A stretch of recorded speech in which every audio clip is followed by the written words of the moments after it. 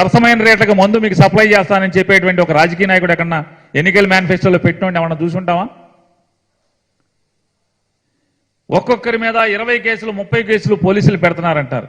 మీ అబ్బాయి ఏమో ఎక్కువ కేసులు పెట్టుకుంటే, ఎవరికి ఎక్కువ కేసులు పెట్టుకుంటే ఆడికి మన ప్రభుత్వం వస్తే పదవులు ఇస్తానని మీ అబ్బాయి చెప్తాడు. మీరేమో ఎక్కువ 20 కేసులు పెడుతున్నారు 10 కేసులు పెడుతున్నారని మీరంటారు. తండ్రి కొడుకుల మధ్య ఇద్దరికి పొసగన పరిస్థితి ఏంటిది? మీ అబ్బాయి కేసులు ఎక్కువ పెట్టుకోండి అంటే వాళ్ళు వచ్చి పోలీసులతో గొడవ పడుతున్నారు. మీ కార్యకర్తలు మనుషులను కొడుతున్నారు, జనాలను కొడుతున్నారు, వైసీపీ వాళ్ళని కొడుతున్నారు, కేసులు పెట్టించుకుంటున్నారు. మీరు వచ్చామో కేసులు పెడతారు మొర్రో అంటారు. మీరు ఎమ్మెల్యేలకు ఎంపీలకు మంత్రులకి ట్రాన్స్ఫర్లా,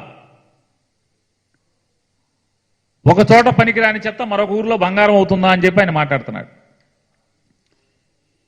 కొవ్వూరులో జవహర్ అని మీ దగ్గర ఒక మంత్రి ఉండేవాడు చంద్రబాబు నాయుడు దగ్గర.